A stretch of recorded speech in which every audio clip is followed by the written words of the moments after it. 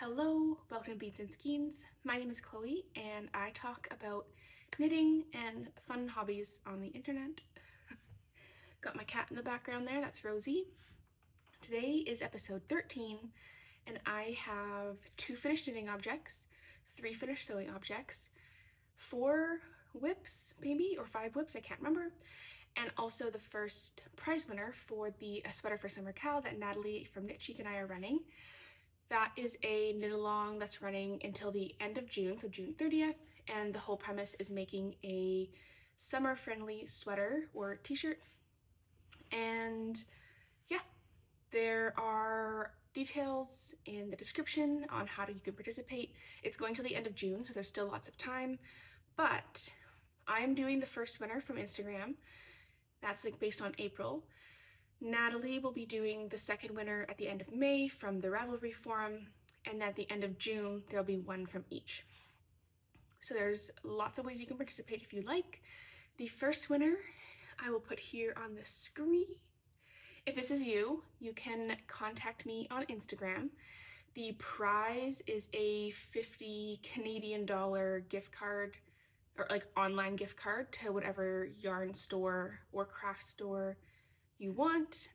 The only qualifying, I guess, is that I have to be able to purchase it and send it to your email, basically.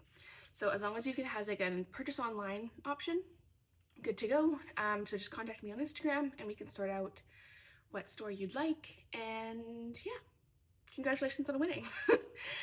And as a reminder, I won't be contacting anybody. So if anyone is down in the comments or reaches out to anyone else, it's a scam.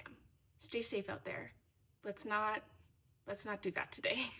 Okay, so with that out of the way, let's go on to my first knitted finished object. So my first knitted finished object is the Aiode sweater by Sari Nordlund.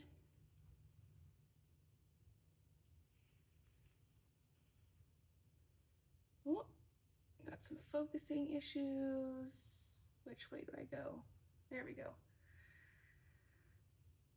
Okay, so this is an all over cable sweater knit in a worsted weight yarn. So I really had to push through to get this done before summer. If you're an OG viewer, you saw me cast this on August of 2024. I finished it April 11th, 2025, which means that it was on the needles for 234 days, which seems crazy to me. That's my longest ever whip, ever. I knit the size 6 on 5mm needles, although for the sleeves I used 4.5mm needles because I forgot to change back to the 5mm needles. And I don't really notice much difference in gauge, and so that's why I decided when I realized just to continue knitting the sleeves as they were on the 4.5mm needles. The yarn I used is Quince & Co. Lark in the color Gingerbread.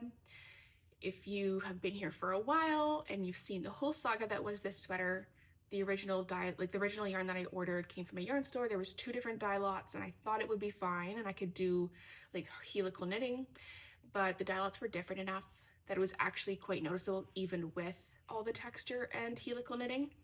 And so I was like, what am I gonna do? But I was really committed to this yarn. And so I reached out to a bunch of yarn stores. I reached out to people on Ravelry who had the yarn, who noted that they were gonna be open to selling it. And there was one woman who had enough that I needed on Ravelry, and she messaged me back and was like, yeah, sounds good. What's your address? So I gave her my address and I didn't hear back from her for like 4 or 5 days. I was like, oh man. So I guess I thought that she changed her mind. So I kept looking, couldn't find anything. And I was like, well, I guess maybe it's just not meant to be. And then I did get a message from her, 4 or 5 days later, where she's like, great, it's in the mail. Here's the tracking number and here's my PayPal information. I was like, girl, that is crazy. What if I had found it somewhere else? Or like, you didn't, like, anyway, there would have been, like, if I was a crappy person, there would have been so many ways that could have ended poorly for her. Obviously it did not. I sent her money, I got my yarn, and I've made this beautiful sweater and it all worked out. I just am not very trusting. She's way more trusting than I am. So maybe that's good for her. She's less jaded. I don't know. In my last podcast episode, I talked a little bit about one modification that I did make to the pattern, which is that the armhole, like the yoke depth, is quite deep. And after I finished the body, I did seam close the armhole before picking up the sleeves, and I seamed it closed about 2 centimeters on each side, so 4 centimeters total. This is still quite a deep armhole. I guess I should put it on for you. I don't really want to put it on for you because it's a bit warm, but I will put it on for you. I'm already sweating. This is gonna be 2 minutes max. So this is how it fits. I still find this armhole quite deep. It's a deep armhole. I think if I had had I realized, I probably would have seamed it closed a little bit more before picking up the before picking up the sleeves, but that's okay. I will, I think, do another block on the arms because I don't really pin. Even when it's cables, I don't really pin them out. I think that there's still more growth here that I could get in the sleeve. And so like the sleeve is obviously, where am I going? I'm trying a new setup today and mixed feelings, but it's a pretty fitted sleeve comparative to the rest of the body. I'm just gonna try to block out the sleeves a little bit more because I think that I could probably get another centimeter or 2 from them. And then it would just look a little bit more seamless with the rest of the sweater. The one thing that this sweater is beautiful. This is like an heirloom piece. Let me stand up a little bit so you can see it. So there we go. This is how we're looking. It is gorgeous. And let me show you the back. So all over cables, front and back, and on the sleeves. I made it quite cropped because I want to wear it with skirts and dresses. This here is where my natural waist is, and so it sits just below that, which is exactly where I want it to be, to sit on over top of skirts and dresses. I do get a little bit of bunching of fabric here, but I think that's probably because the double moss stitch is a lot thinner and has more drape comparative to the cable pattern. There we go. Yeah, it's a beautiful, beautiful stitch pattern. The one thing that I don't love about it is, and I did notice this when I was making it, is that the neck hole is really small. And I thought that that was gonna open up a lot when I blocked it. And it did open up.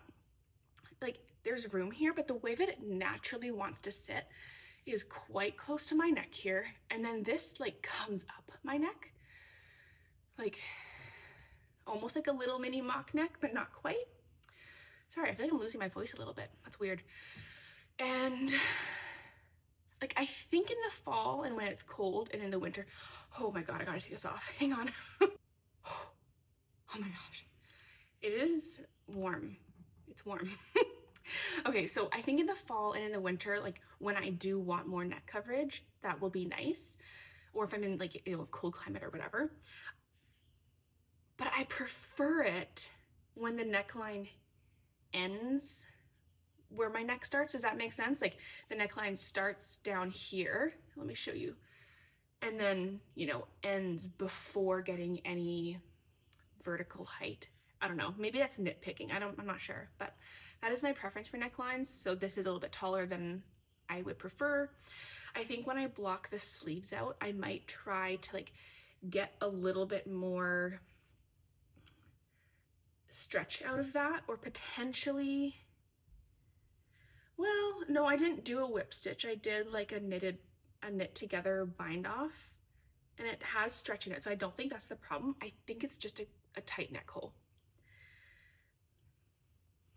So that's like my one nitpicky complaint about this.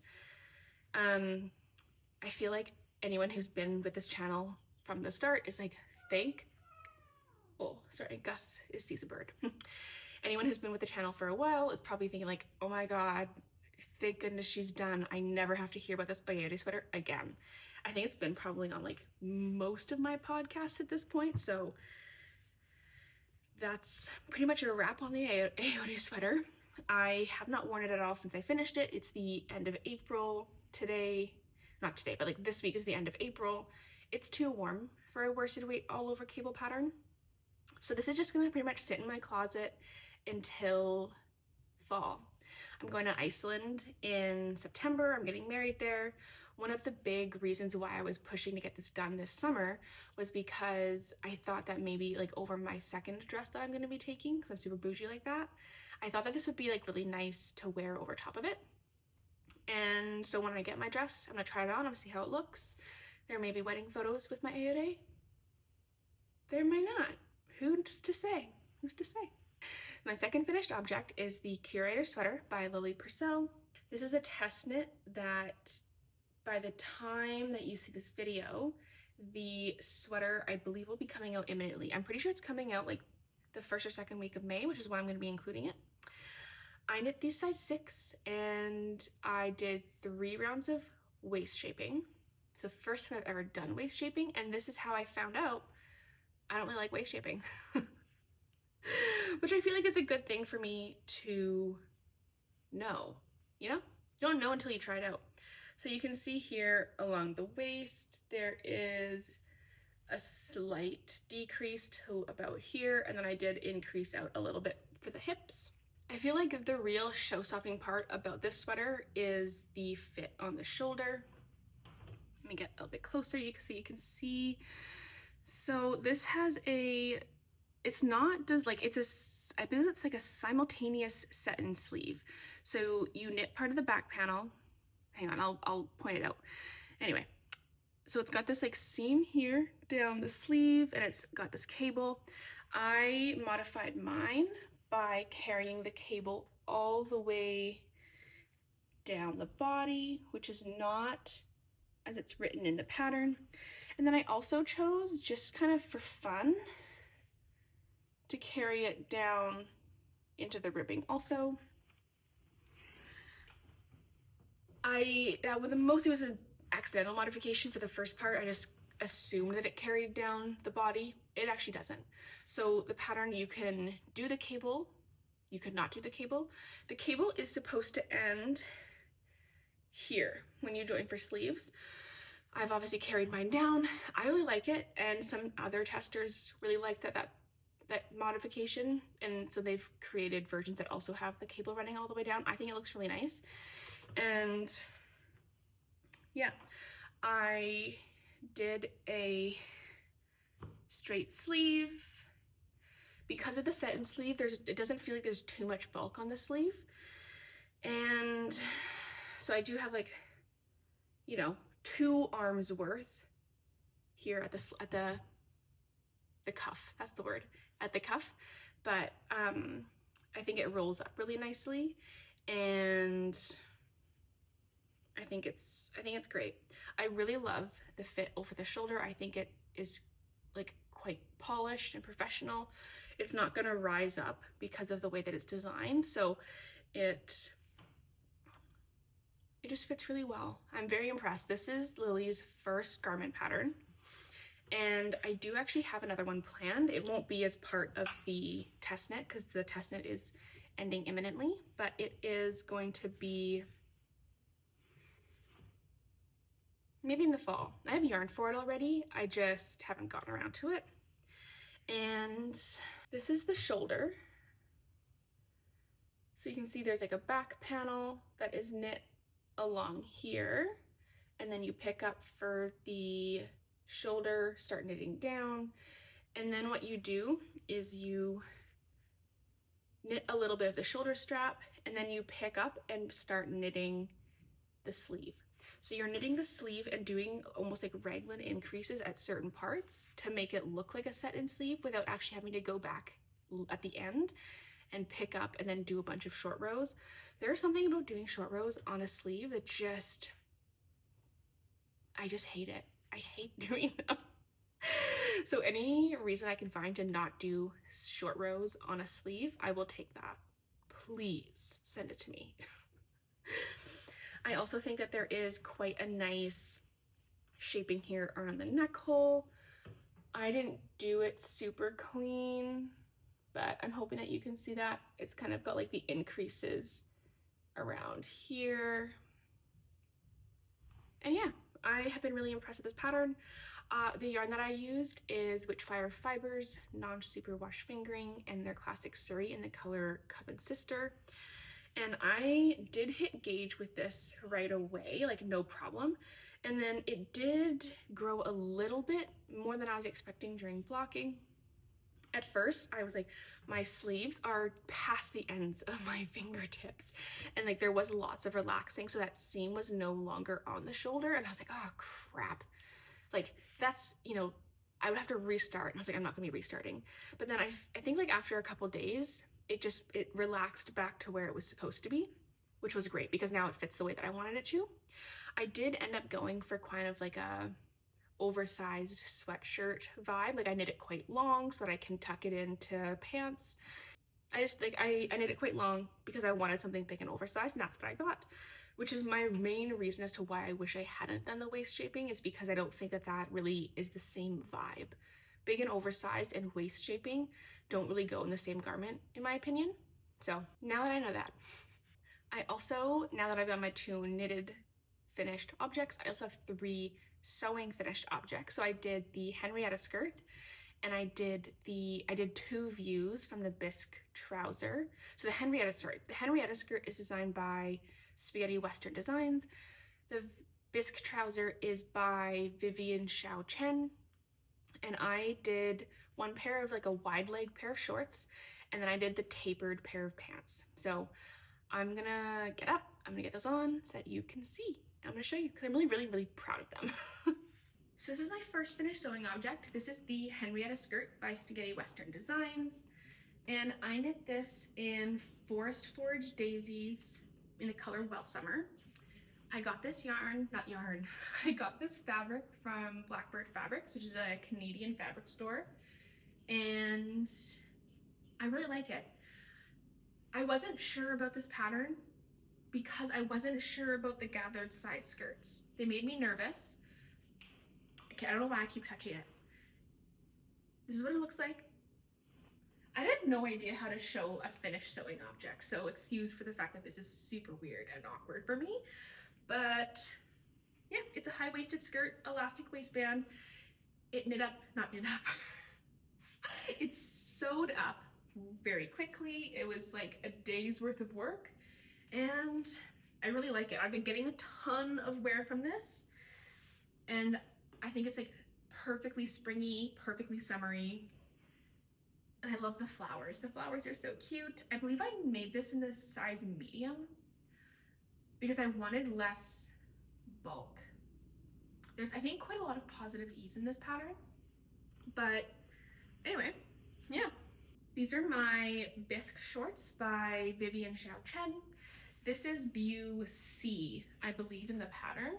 So there's a tapered leg pants version, a wide leg pants version, and then you can modify the wide leg pants version into shorts. So that's what this is. I made this, I believe, in like a cotton hemp fabric in the color Thistle, also from Blackbird Fabrics. My younger brother had asked me what I wanted for Christmas, and I asked him for a gift card to Blackbird Fabrics, and so that's what all 3 of these fabrics are from.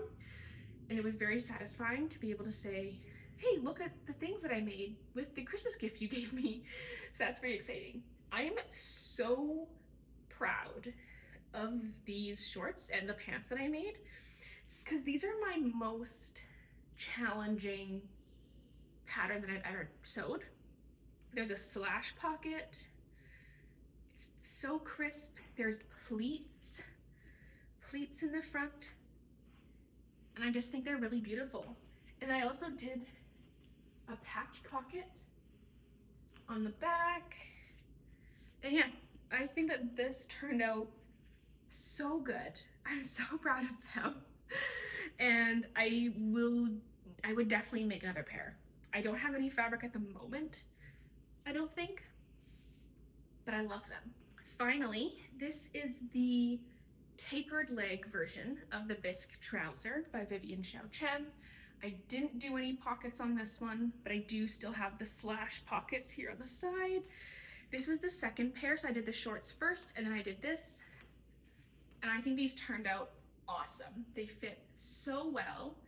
I made a size 18 in the pants and a size 18 in the shorts, and it's like the perfect size for me.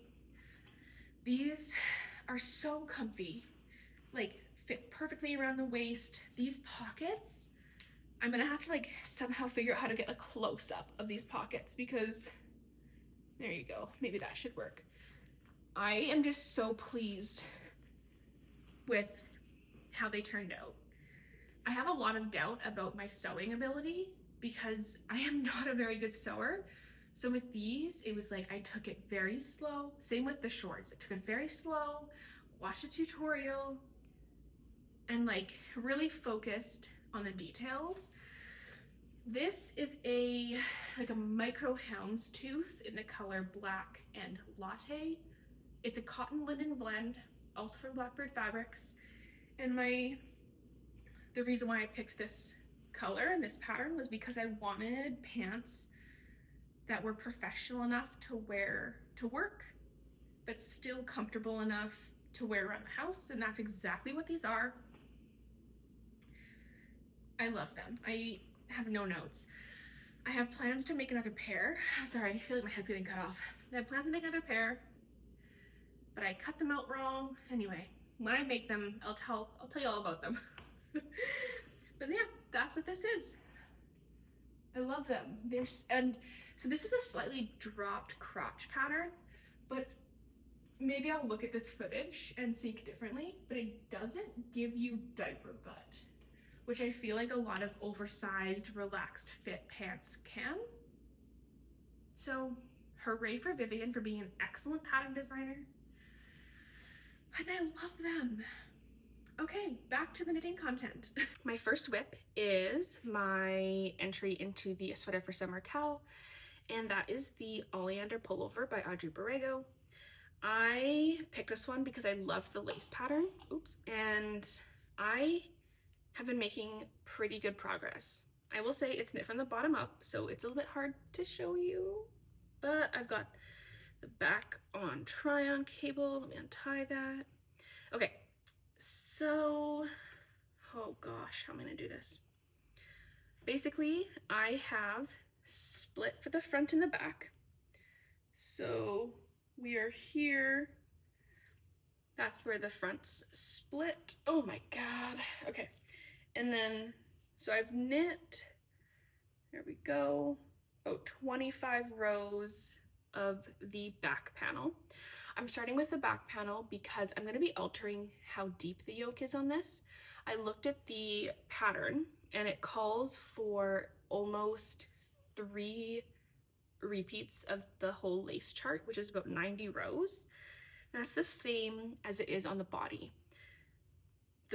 I think the body is too long to be a reasonable yoke depth. Like, how are we? Like, from the try-on cable down, that is 3 whole lace repeats. So if I were to put this up on my shoulder, I've got my thing down here, like, we are now mid-bra, and then there is a little bit of shoulder shaping that is done, so that would bring it down just a little bit more. And I just think that that's too deep for a shirt. So I'm starting with the back panel because that is knit without the neckline. And when I figure out what the proper depth is, then I will go and I will do the front panel. I am going to be modifying this. The pattern calls for a V-neck. I'm going to do a round neck. I don't really like V-neck. And yeah, so don't yet know how I'm going to do that. I am enjoying this pattern. I was really liking it a lot while I was working in the round, and now that I'm working flat, it's testing me a little. Like, there are times where I'm having to do yarn overs and decreases on the wrong side of the pattern, which I don't love. I'm gonna be perfectly honest, not a big fan of that.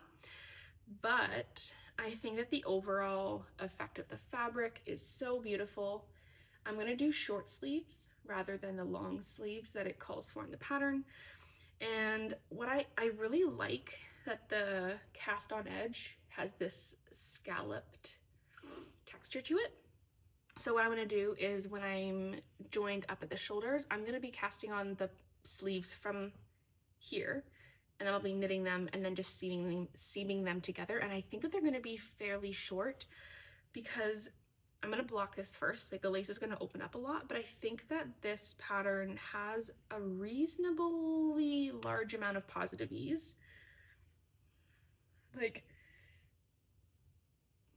this is going to be a lot of positive ease. So I think that it's going to be quite a dramatic drop off the shoulders. There is no there's no armhole shaping. And so I think that it's going to be just like a teeny tiny little sleeve, which is maybe kind of funny, but that's okay. So that is my Oleander pullover. I didn't realize, I was thinking about it last night. I'm almost on the back panel, and then the front panel is a little bit less knitting because it, you know, has the scoop for the neck, and so that's less stitches. And then I believe that the sleeves are gonna not take that long because they're gonna be little sleeves. So I think I'm actually fairly close to finishing this, like much closer to finishing it than I thought I was, which is pretty exciting. We are like, for me where I am, we are officially in summer. We are like, I'm ready for summer clothing. I didn't tell you what I'm wearing, but this is one of my summer knitted objects that I made last year. Get a ton of wear out of it. And I'm really hoping that like over the next couple months, I can add some additional summer projects to my roster. Okay, my next work in progress is a sock. I am finally working on a sock more aggressively than I have been for the past couple months. This is the same, so I've restarted this sock 3 times. I originally started with this yarn and I was doing the Oxbow sock by Andrea, and I realized that I just don't really like that stitch pattern, especially on such, like, I don't really know what it is. I just don't really like it. So then I ripped that out and I started doing the color palette socks, where I was using the green yarn for the stockinette, and I was using this peach contrast. Oops. The peach contrast. Come on, focus. Almost there. Oh, no. Come on, bro. There we go. The peach contrast. Oh my gosh, it's struggling. Anyway, sorry about that. And I just didn't really like that pattern either. What did I do? Oh, anyway, I did the ribbing in green, which is this one here. And then I did the stockinette, and then by the time I realized that I should have done some, like a repeat of the peach color up after the ribbing, because then it would end up being like a huge chunk of green and it threw off the whole look, and I was like, I don't like that. And then, so that put me on pause for quite a while. I have barely touched this. And then I was like, man, like I was in the middle of 2 lace patterns, and I was like, I need some stockinette. I need just something simple. And so what I did is I ripped it out for a second time, and I kept the ribbing, so the ribbing is the same. And I'm just like, I'm gonna do a vanilla sock. Also, I kind of came to the realization that I love this green color. Come on, there we go. I love the green color. I hate the peach color. I do not like this color of peach. I don't mind peach pink, but this is like muted peach pink, and I kind of think it looks like baby barf. So I was like, I don't really want anyone to see that, but I want to use it because I think that if I used the full 20 gram mini of the peach for the sock, then I may have enough of the green left over to do another sock, like with a contrast toe and heel, or sorry, yeah, with a contrast cuff and toe. So I was like, well, I better do that then. So, and I was like, but I don't want anyone to see it. And so I've just like color blocked it basically, where I'm knitting everything in green except for this patch on the foot, which I am doing in peach because it's ugly. And I did a jogless join, and I'm actually quite pleased. It's right down the middle here, and you can't even tell. So I'm pretty pleased with that.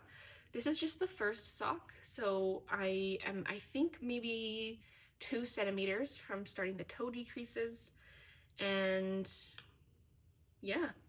So I knit everything. I mean, it was here. That's where I ripped it back to.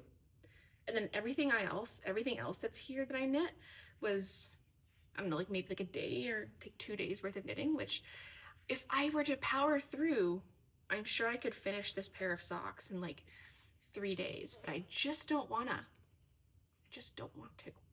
The yarn is the February color from the Farmer's Daughter Fibers Sock Squad, and it's one of their 3-ply bases. I like this set a lot more than I do the January base. I've actually opted out of the other months that use the January base. I think that one's a 2-ply, and I have made a pair of socks. The color's stunning, but the yarn is not holding up very well, and so I was like, I don't really want to make more socks out of that because it's not holding up great. My next whip is another test knit, and this is the Hyacinth top by Andrea Gaughan, but I'm making a dress version. So Andrea's top is all over lace. Hang on, here we go. It's all over lace tank top finished with I-cords on the neck and the arms. So I've done that. And then her version ends kind of like tank top length at the hip. I am making mine into a dress as a swimsuit cover-up. I'm really excited about this project. I actually decided to make a project vlog for it. So I'm not going to go into too much depth at the moment, but it's going really well. The lace pattern is pretty simple. I'm working with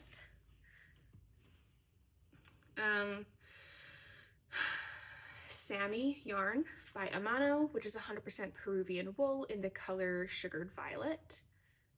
There we go. I'm having a hard time with this focusing. Anyway, it's also, I think I forgot to mention, it's quite early. It is like 6:30 in the morning, which is why the lighting is not ideal. But we get crazy road noise during the day, and this is like the only time other than the weekend that I can film that is not just like construction noise constantly, and this weekend it just didn't happen. I meant to do it on Saturday. I just didn't get around to it. Anyway, so it's a whole thing. But this is Sugared Violet. It's really similar to the color that Andrea did her sample in, which was Ritual Dyes Undying DK in the color Hyacinth, which was originally like, I want that color. I looked at how much it was going to cost me to get that color in Canada for enough to make a dress. I was like, that is going to be like a $300 dress. And then the duties that I would have to pay on that, oh, I was like, nope, I'm not going to do it. So I got the Amano from a local yarn store. I got 10 balls of it, which is 1,500 meters. I believe they're 150 meters each. And that should be enough, more than enough to get a dress from. I think I may have a little bit extra, so I can, as long as it's a full skein, I can return it. This is my first time ever doing I-cord edging. And again, if you're an OG viewer, I keep talking about I-cord edging, and I have never done it until now. I really liked it. It was speedy, and it looks awesome. And I mean, it's really practical for this type of garment because it's 100% cotton, and it'll be a swimsuit cover-up. So when it gets wet, it's going to sag a little. And I think that having the I-cord will help keep a little bit of the structural integrity at the neckline. But that's all I'm going to talk about for this, because I'm making a project vlog, which will be out, I guess, around the time that the pattern is live. And my final comment is that this is the first time I'm using this yarn. I love it. This is such a great yarn. It is like a DK weight, 100% cotton, and it's got a beautiful drape to it. It is plied. It's plump. It's soft. It comes in nice colors, like, not a huge selection of colors, but like it comes in nice colors, and it's like so soft on your hands. It does not feel like cotton at all. Amazing. I love it. I will be using this again as long as it, you know, it holds up over time. So I already have enough summer yarn, I think, for my projects this year, but like if this holds up through some washes and everything, next year I think that I would make some more out of this because it's really, really nice. My final whip is one that I've only just barely casted on. I actually casted it on yesterday. And it is the beginnings of my Cumulus TO neck by Petite Knit. Here we go. I started using this yarn for a tank top. Here we go. And it just didn't work out. I was self-drafting it, and there's not enough neck shaping, and it kind of does that thing at the front where it bunches like this. Don't like that. I didn't have it in me to restart and try to do something else. And so I decided to pick an existing pattern. The one that I've looked at for a while is that I've looked at the Cumulus TO neck for a while. I think it's just like really nice and simple. And that's kind of what I was going for with this pattern. And I am aiming for a size that's between a 3XL and a 4XL because my gauge is way off. So in this sample, I think that this yarn like this at this gauge has a beautiful drape. This is knitted at 31 stitches per 10 centimeters. The Cumulus TO neck is 27 stitches per 10 centimeters. So I'm off. And this yarn does not really bloom. It is, oh gosh, this is a 65% silk, 35% linen yarn from Sunday Fiber Co. And I got this last year. It's just an undyed base. Like this is just what the yarn looks like. This is obviously very wrinkly at the moment because it's just been balled up sitting in a project bag since February. But I really wanted to make something with this yarn, and I think that this particular fabric knitted at this gauge is really beautiful. And so that's what I'm doing. I'm using it. I'm gonna end up somewhere between the stitch count for the 3XL and the 4XL. I'm aiming for around the size of the 2XL, so that should be around 120 centimeters on the bust, which will get me probably 4 or 5 centimeters of positive ease based on my bust measurement at the moment.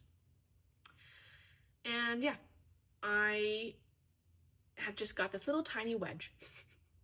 This is actually, I think, my first petite knit garment pattern that I've ever made. I did do the Sophie scarf last year, and yeah, I've saved a bunch of her patterns. I've just never actually made any of them. I don't know why, but this one I've looked at for a while. I really like that it's a raglan, and just with all the textures and everything that I have going on at the moment, I really wanted something simple. I have other summer plans that I've picked out and I've swatched for, and I just was like, those aren't stockinette, therefore they are dead to me right now. I just need something plain. In a few days, my fiance and I are driving up to central BC, and we're meeting my mom and my stepdad, and that is probably going to be about 5 hours of driving time each way. And I just wanted something that I can hopefully get. I'm probably going to be able to get this in the round today, and then for this road trip, I can just knit on that in the car and not really have to pay attention to anything stitch count related or lace repeat related, you know? She be done. I also, sorry, now transitioning, that's the end of my whips. I do have another whip, but I just don't have the energy to talk about it. So I'm not gonna. I'm trying to like self-draft a knitted bag. When I get there, I'll just show you the bag. I have acquisitions to share with you today, which does not happen very often. I don't share a lot of acquisitions, but I kind of got some really fun ones that I'm like quite excited to share. So let me do that. If you're not interested, thanks so much for viewing. I hope to see you next time. If you are interested, let's get into it. So my first acquisition is this cone of 100% linen yarn from Lion brand. I did not know that they did a cone of linen yarn. I got this in the color teal. It was $57 Canadian and then $10 of shipping, so $67 for, I believe, 1,600 meters of a 100% linen yarn. It is either I think it's a light fingering. It's pretty, I'm not really sure if you can even see that. It's pretty thin. I'm planning on maybe holding this double with something to create a tank top, but I don't even know which one it is yet. But this is actually the first Lion brand yarn I've ever purchased or going to be working with. I am trying to experiment with a few lesser expensive options for yarn because a lot of the yarn that I buy is very expensive and that's not sustainable long term for me financially. So I'm gonna try this. I'm kind of excited about it. I think they have a few colors, maybe like 12 colors or something, but yeah, that's exciting. So I just did not know that Lion brand did linen yarn. The more you know, I guess. My next acquisition is Brooklyn Tweed Shelter. So preface by saying Brooklyn Tweed has been on my list of like yarns that I would like to work with for a couple of years, and I just have never gotten around to actually picking it up or planning a project with it. But when I heard that they were going to be no longer making any of their yarns, I was like, well, it's either now or never. So I got a sweaters quantity of Brooklyn Tweed Shelter. I'm gonna make the Sarasti sweater by Roya Hakoleto. I think I got that hopefully close. But the main color is going to be Wood Smoke. And it's a really nice warm beigey gray. I'm sorry, yeah, everything is coming out really dark today because it's early. The next one is Old World, which is a really beautiful deep navy, and it's got flecks of red and light blue, like that. And then the third color is Blanket Fort, which is purple with, again, flecks of red and blue and some white in there also. So the Sarasti sweater is a 3-color colorwork yoke and then kind of like more plain on the body. I have not had great luck with colorwork circular yokes, but I do want to try again. So this is what I'm going to try to make. And I think this is a beautiful pattern. Like it's been on my to knit list for ages, and I just have now finally been, okay, I'm committing to it. I'm not committing to it at this very second because I obviously have quite a few whips going on, but I feel like I'm going through a phase. Like I've noticed this about myself where I do a couple patterns that are similar. So I did a few cable patterns and I was like, okay, great, that was really fun. I love cables, but I need something different. Now I'm working on 2 lace patterns and I was like, okay, great, this is really fun. I need something different. And so I think the next kind of like phase is going to be color work. I have a few color work projects planned. I'm really excited about them. I think that this is going to be one of them that I prioritize because I'm also really excited about this color combination. Like blues, like a blue and a purple and a beige. I might try to add photos of these because, you know, the lighting in here is not ideal this morning.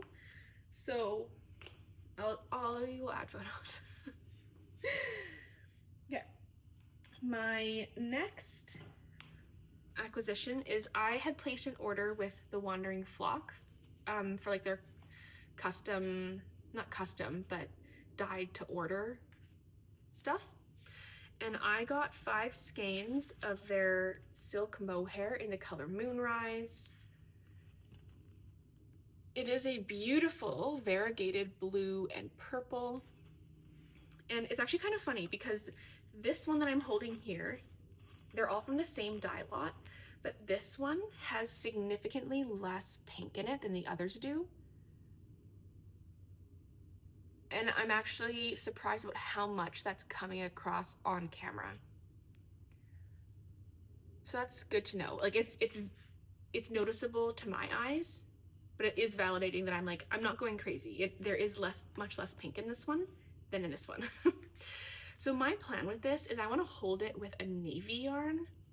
And I'm trying to end up with like a Milky Way vibe, if that makes sense. Like night sky, Milky Way with the pinks and the blues and the purples. And I think that looks gonna be kind of fun.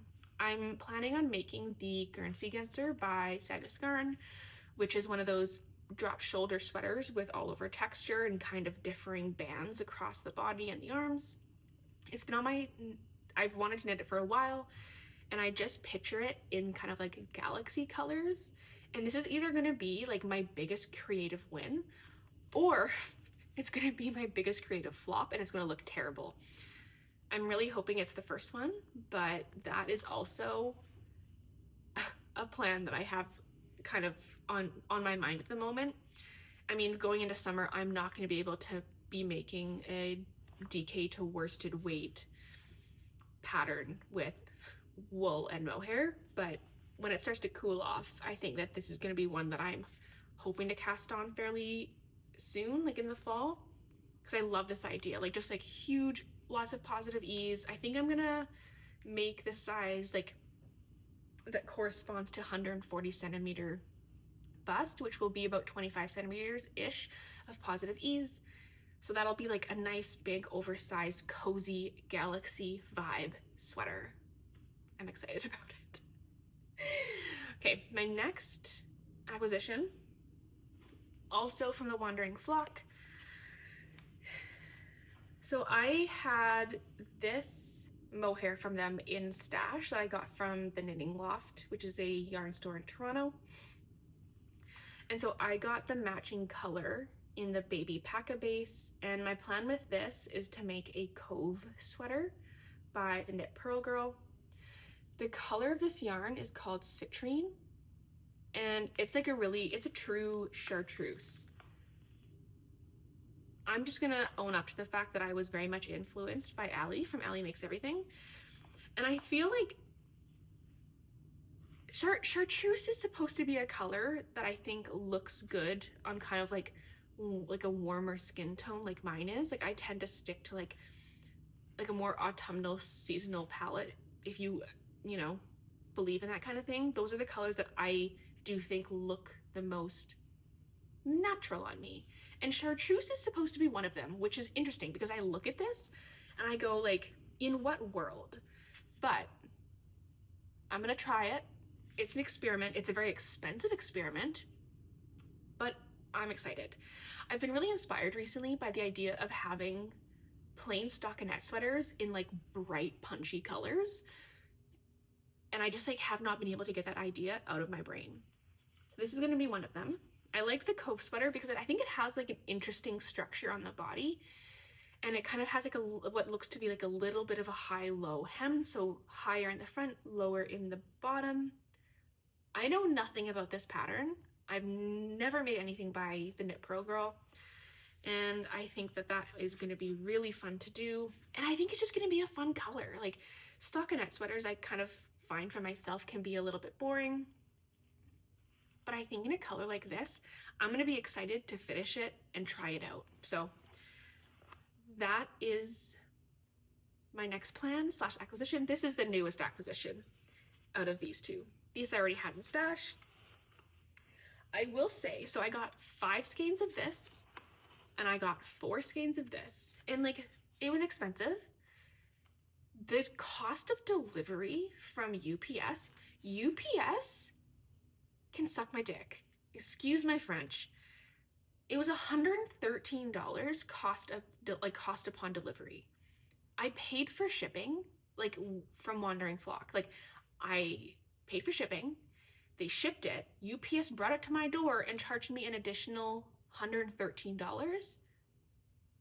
And that's not even duties. Like that's too expensive to be duties. When things are shipped through the United States Postal Service and they come into Canada, a duty like a full transparency, the cost of the order, including tax, was $284 for the yarn that I bought.